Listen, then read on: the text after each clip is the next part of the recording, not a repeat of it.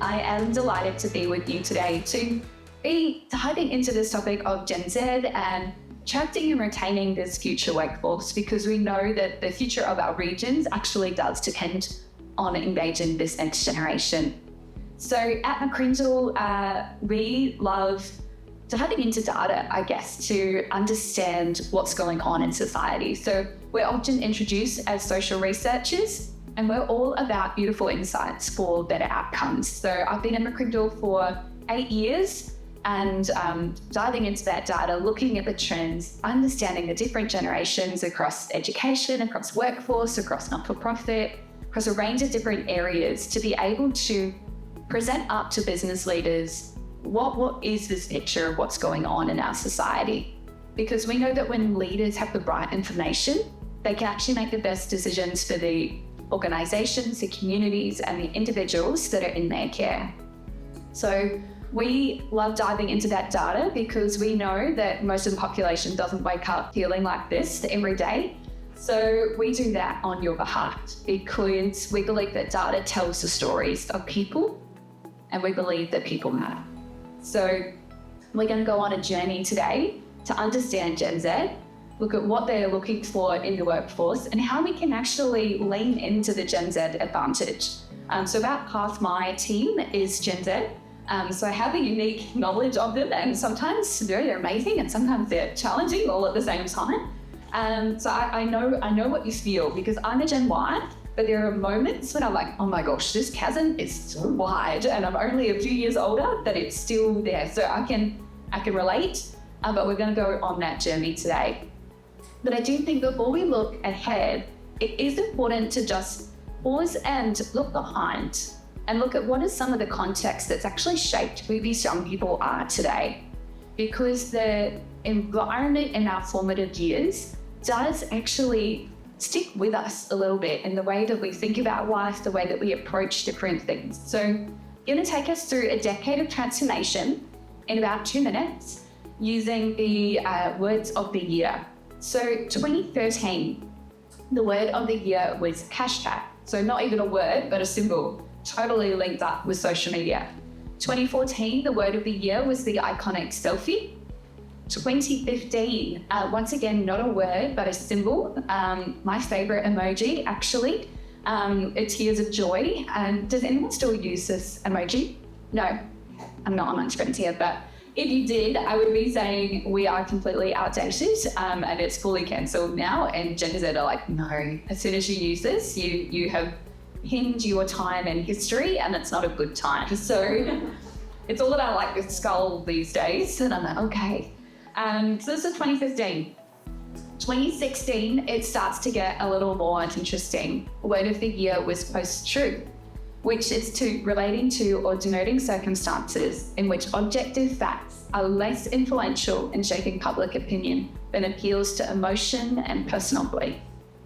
We saw that shift in our society, didn't we? 2017, it's fake news. 2018 is toxic. 2019 is climate emergency.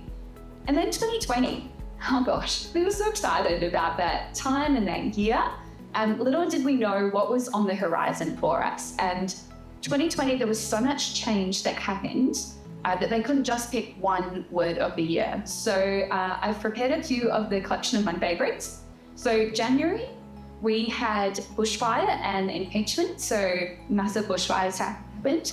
March, coronavirus. April, COVID-19 and lockdown. June, Black Lives Matter. And July, cancel culture. That was 7 months of that year.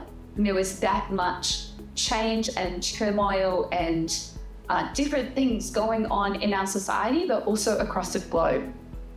2021, it was a word that split communities. It was vax. 2022, it got a little interesting. It was the first year the public could vote. So I will leave that up to you whether you think that was a wise decision or not. But 2022, the word of the year was gobbler mode. And if you don't know what that means, that's okay, because neither did I. But it's a type of behavior that is unapologetically indulgent and lazy. And I love this quote of what some people think it is. Pretty sure goblin mode is just a new term to describe the state that a teenager has always been in.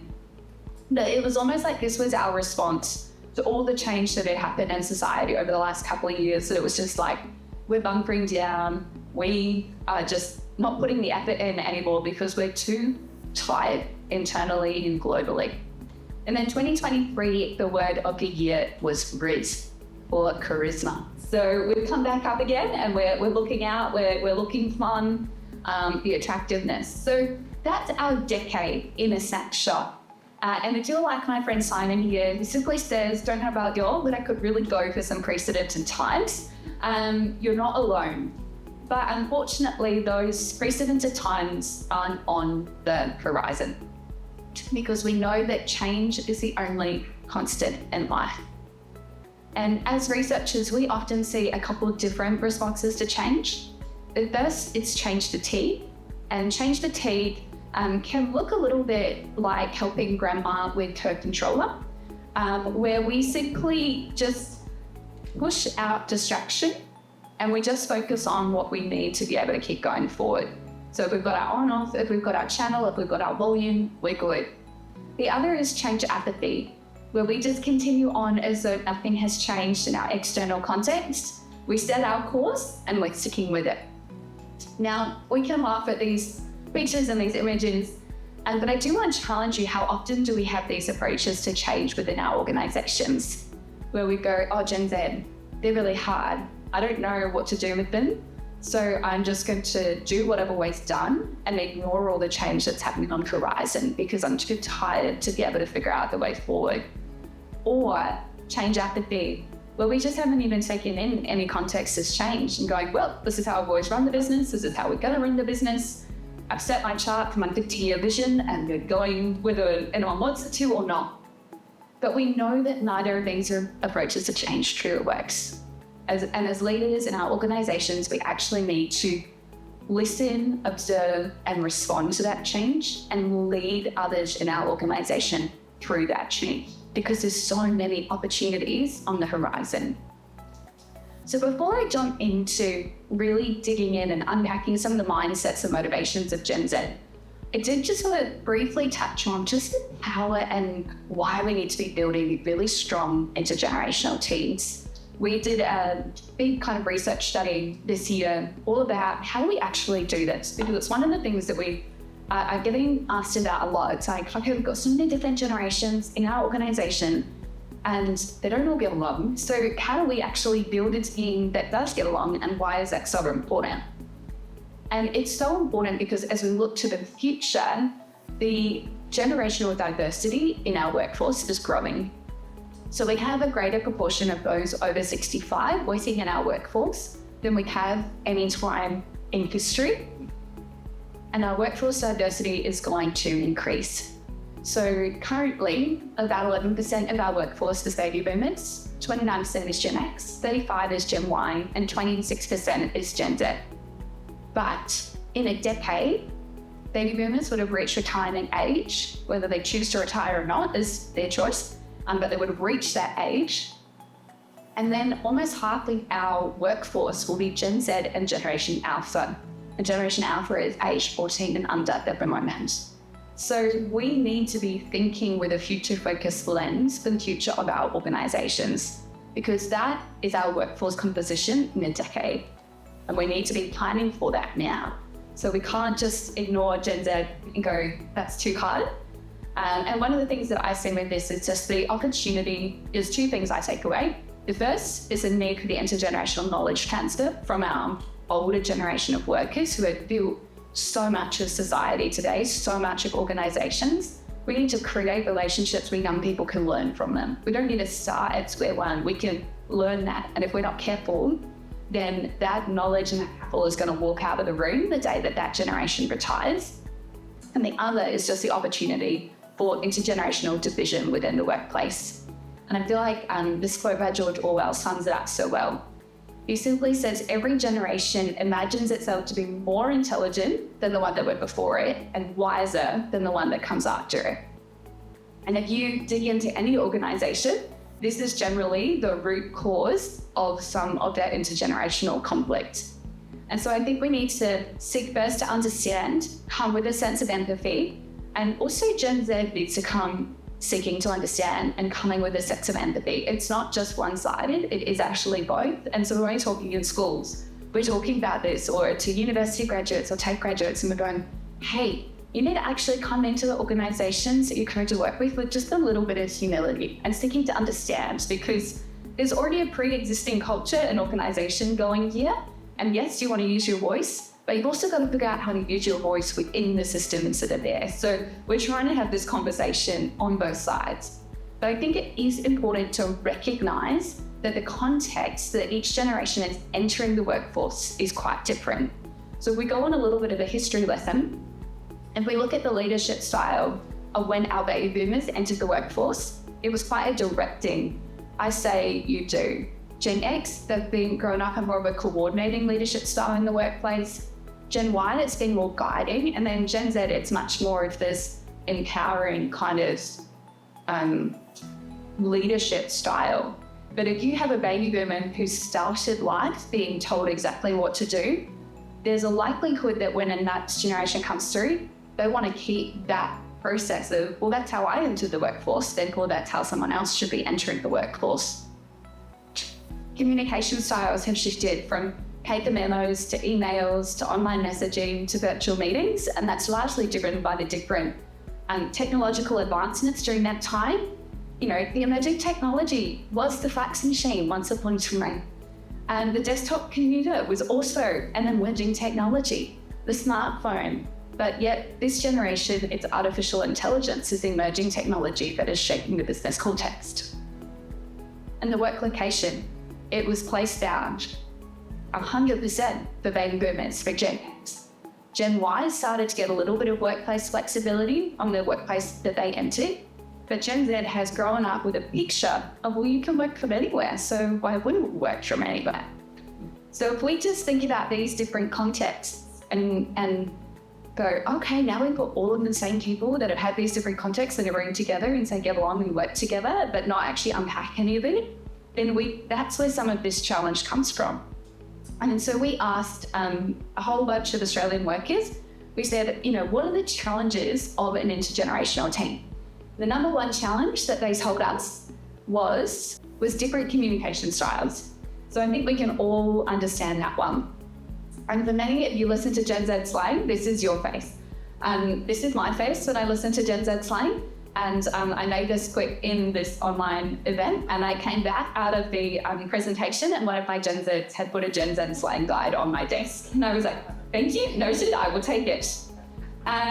We also have different expectations of work ethic, different approaches to conflict resolution, technical proficiency, you know, even Gen Z's ability to engage in technology, and sometimes older generations, I think sometimes older generations are fantastic. If I think about the amount of technological change that older generations have kept up with, I'm like, it is impressive. But you know, Gen Z is not just going to do things the way they've always been done. They want to work smarter, not harder, and they're going to ask the questions, and they're going to require a different response from different leaders. And I love this split between an older and a younger worker. And the older worker says, could you fax over a copy? And the younger employee says, no, I can't fax because where I live. And I'm like, oh, that's interesting. Where do you live? And the young person simply responds, the 21st century. So technology changes, we need to go on that journey to change with it. And the fifth most common challenge of an intergenerational team is workplace flexibility. And now I do just want to highlight that while workplace flexibility is the fifth, it is the human needs of connection, communication, and collaboration that actually exceed that. So often we try and attract the next generation with a workplace flexibility curve, but it's actually the collaboration, connection, and communication and the culture that is going to attract them even more so, or be the driver that will cause them to leave over and above that workplace flexibility. So those deeply human needs are the ones that we need to lean into.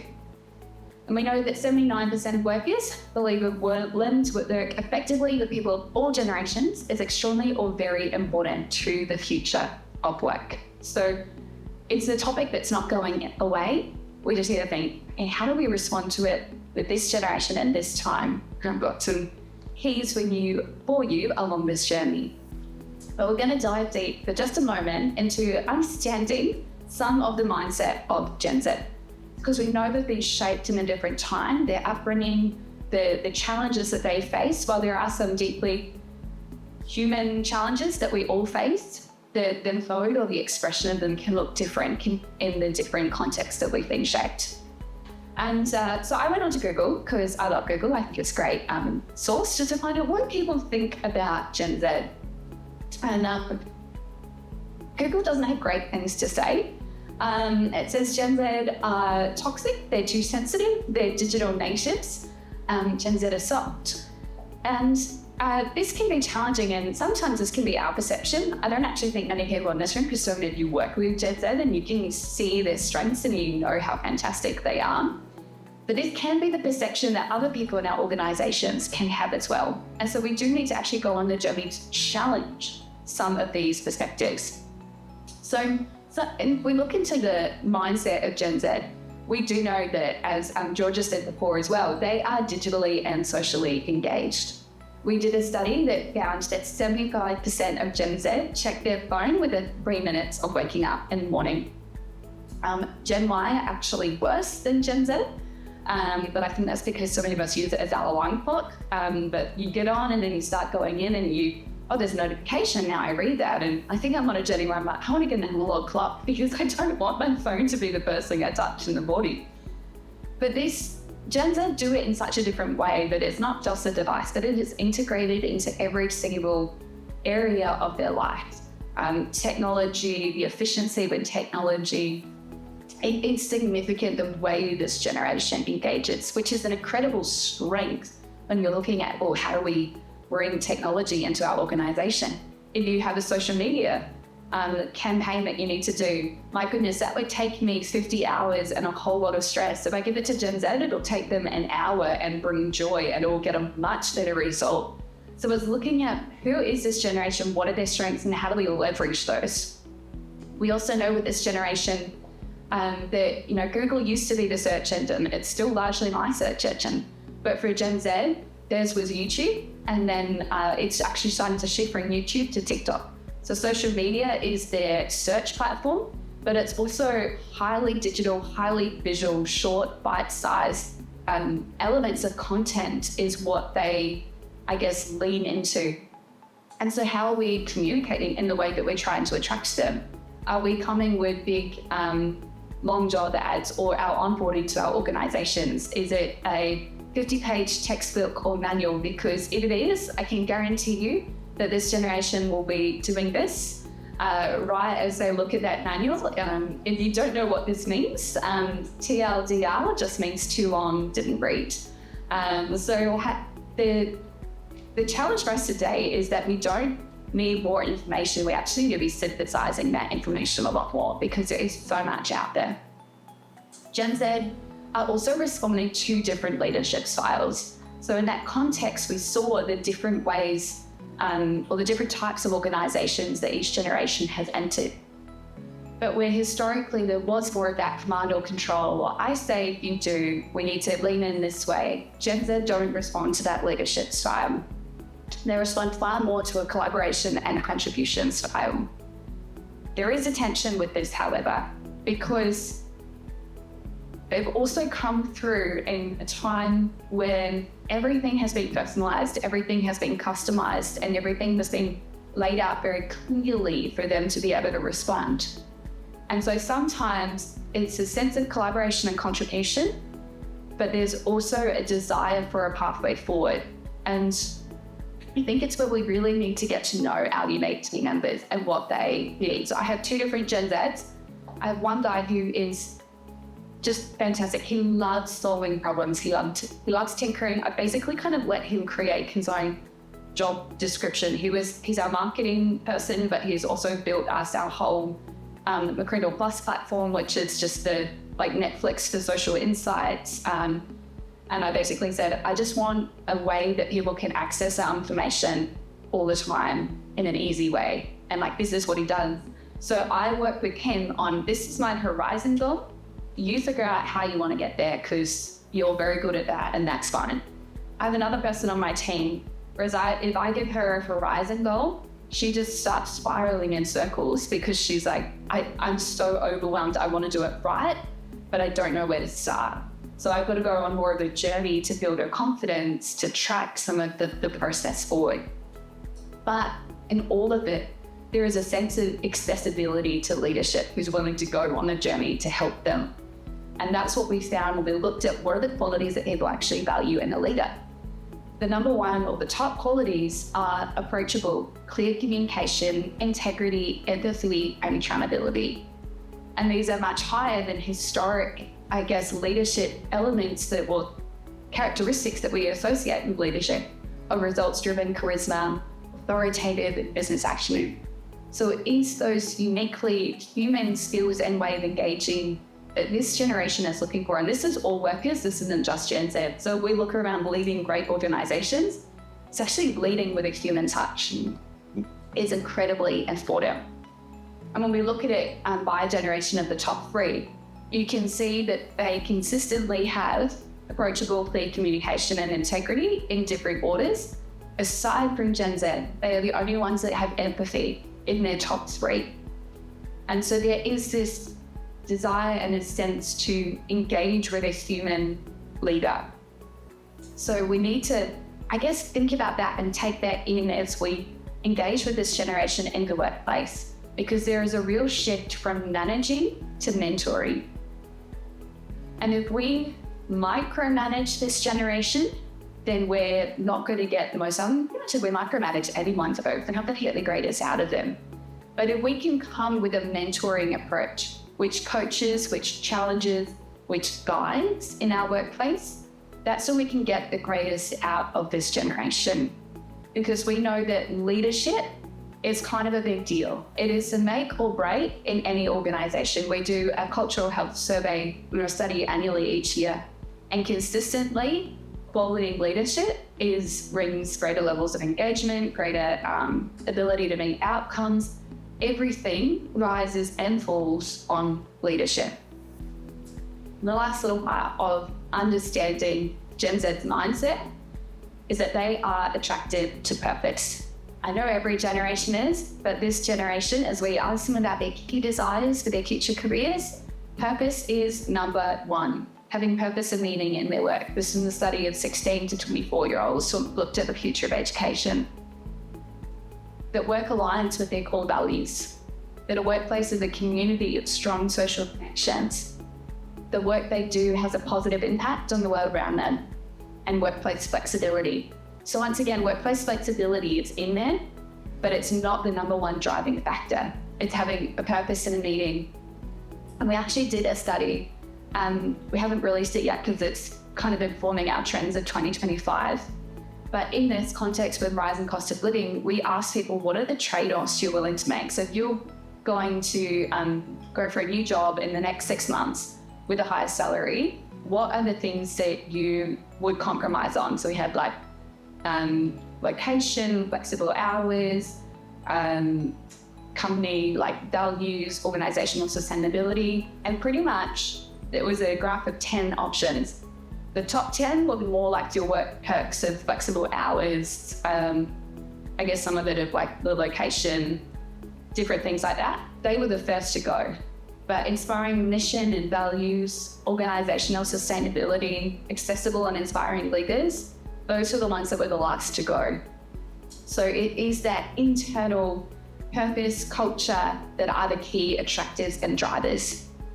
And as we look at this generation and what they're looking for out of work, we've started to see a shift from, being a cog in a wheel to a bit more of an artisan approach to work. So we know this sense of the entrepreneurial nature of this generation. It's not bigger is always better, but there is a sense of smaller, of craftsmanship, of ownership, kind of from beginning to end.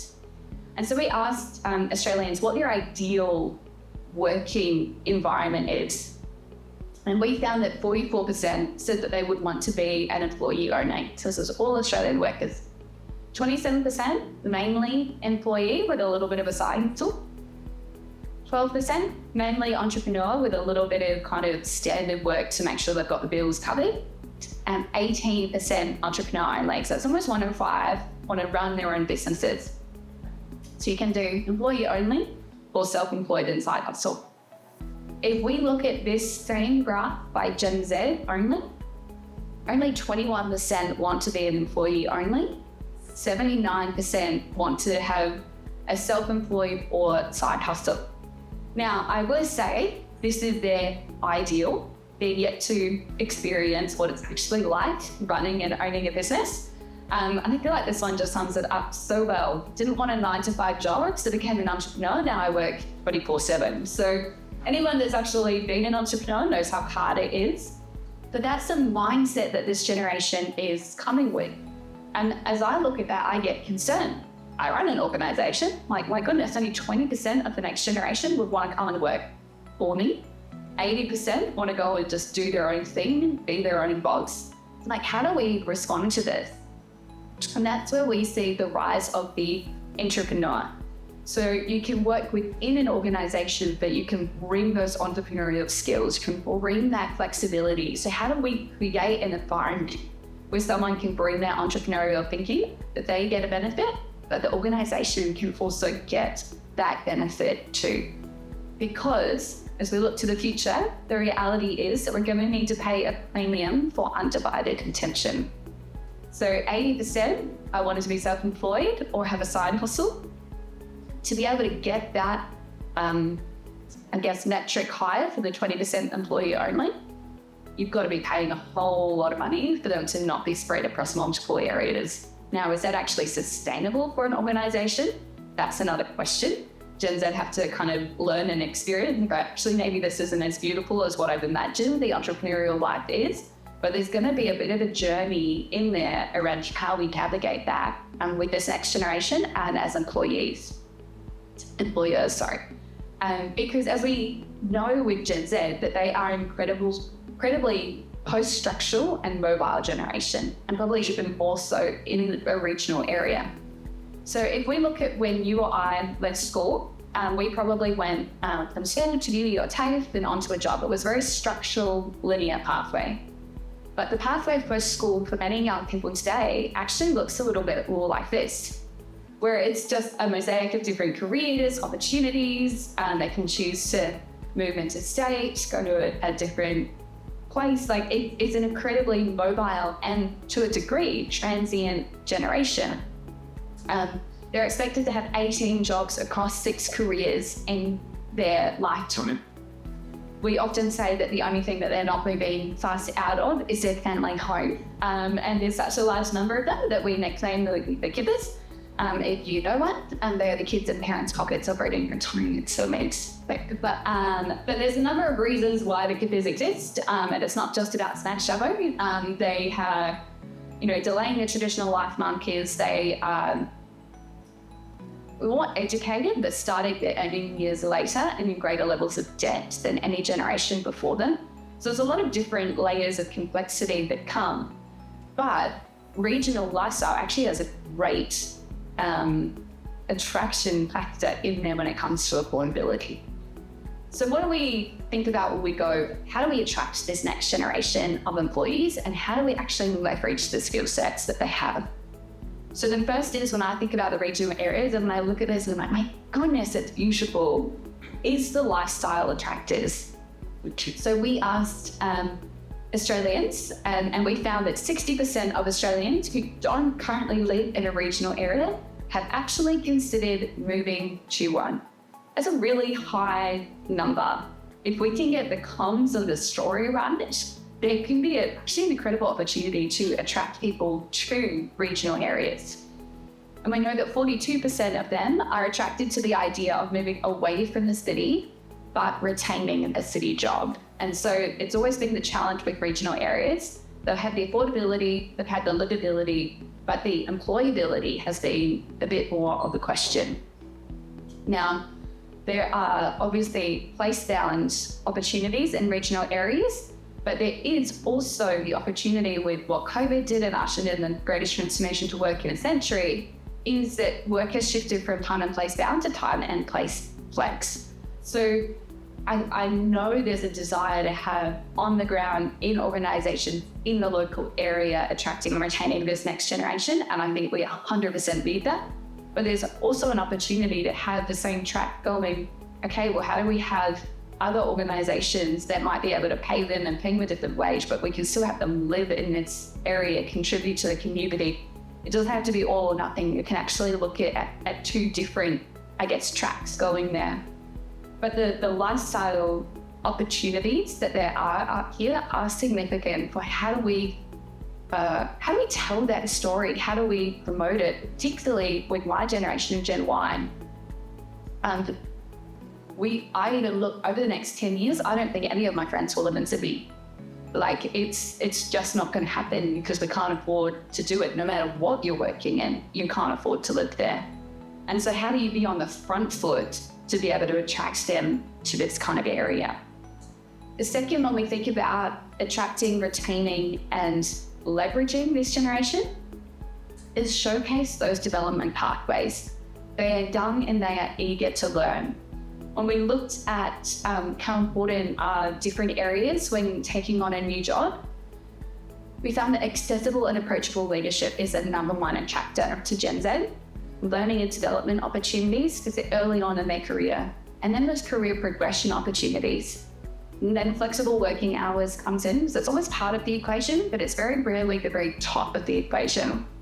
And then inspiring vision and mission, and that's for all the different generations. But we do need to invest in training and development. We need to be able to show what that development pathway is, to show what the opportunity is, and go, okay, well, you might be starting here at this entry-level position now, but this is what it could look like. How do we paint that picture of the possibilities? And Gen Z they are different, and what they look for in the workplace is different. And we did ask this question, and then I actually still find it quite funny that one of my Gen Z team who shapes the survey said, so I don't think we need this question. I don't think it will have any differences. And I was like, let's just put it in and find out, okay? So we asked how often the different generations wanted praise at work, constructive feedback at work, and conversations about career progression. So this is what it came out. So 54% of Gen Z would like praise at least a couple of times a week around what they're doing at work. But they want in equal measure constructive feedback around what they can do better at work. And 38% would ideally like conversations about career progression at least a couple of times a week. As a leader, I think that's quite exhausting, but I'm like, how do we sit down once, create a pathway and a plan that you can refer back to, that we can pull out in our one-on-one meetings and go, this is what we charted. How are we tracking ongoing there? We can give praise about, well, you've done this really well, but this was an area that we decided to work on. They want to be able to see progress. If they can see progress, they're more likely to stay engaged on the journey. We know that investment in training and development has long-term benefits for the organisation, particularly in retention. So those that are highly engaged at work, they're 2.9 times more likely to say that their organisation adequately funds their professional development. And they're 2.8 times more likely to say their leaders have a focus on coaching and development. So investment in coaching and development is significant for every generation, but particularly for this generation. Especially as we think about the question, I get asked it so many times by different leaders, but they say, well, what if I train them and they leave? And my challenge always is, well, what if you don't and they stay? Because that's going to be a much greater drain on your resources in the long term than actually some investment and opportunity. And if we train them with the skill set, paint the picture, the vision of what's possible, an entrepreneurial generation, they often find creative ways to get things done. And so I think if we think about how do we actually unlock this generation, is the first we need to understand them. We need to actually take this time to know them, know their skill sets, know their opportunities, know how they work best. We use Gallup Strengths in our organization, but there's some that I know, I'm like, oh, you need context. You need to know every single part of this plan to be able to lean in. Others, they're like, I'm like, do not bore me with the details, just give me the futurist goal and then I can jump on in. But when we know our team, we can actually get the best out of them. And I think the larger the age gap is, sometimes the more work we need to do to actually understand. And so if we look at how do we leverage it, it's go on the journey of understanding. Know your people, know what's hard, know what comes easy, know what makes them overwhelmed. Because if you can mitigate that, then you can get them out of the spiral and get them running on the pathway forward. And I love this quote from Richard Branson when he talks about train people well enough so that they can leave, but treat them well enough so that they don't want to. It is one of the single best attraction and retention things that we can do. Train them, invest in this next generation, but treat them so well that they don't want to go anywhere else because they actually love what they're doing and they love who they're doing it with, because the community in their workplace is key for this generation. The third key is to build a culture of respect for every generation. And that is Gen Z up, but also baby boomer down. It needs to be every which possible way. We've seen with ineffective teams that they have all of the ingredients, but they're separate. There's no space of trust or vulnerability. There's no environment that we can actually leverage the strengths out. But effective teams are actually when they all bring their part together and you can actually create something beautiful with that. And so as leaders, as creating an environment where people can actually be vulnerable, to say that they don't understand, to say that they need help. Because when people can acknowledge their limitations, but also their strengths, they can actually bring their strength to operate to somebody else's limitation. But if they don't know that, then we're not able to build those healthy teams across our organizations. So we need to build an environment of trust. The greatest organizations have trust as their foundation. And when we think about this intergenerational knowledge transfer or teams working together well, we often think of it in a linear way from the older to the younger. But in really great learning organizations, it looks like this, where it is every generation learning from each other depending on what their skill set is. So let's lean into Gen Z's love of technology. Let's lean into their desire to have 10 things on the go, although we know that that doesn't actually work, but also how do we help them plan their day? And that's one thing I've actually been going on the journey with some of my team is I'm like, oh my gosh, you haven't learned that journey of how to plan ahead. You just go with what comes up. So it's like, great, let's sit down, let's plan an ideal week, let's plan a month, let's actually show you some of the tools on how we can progress this. And so it's knowing the context that they've been, but they're teaching them some of the context of work and how you can do work well.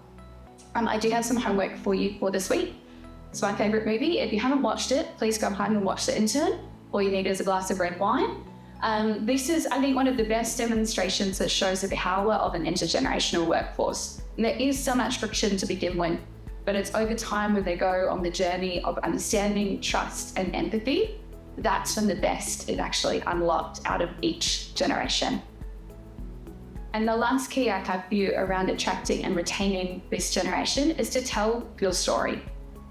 So we know that this generation is attracted to purpose. Right.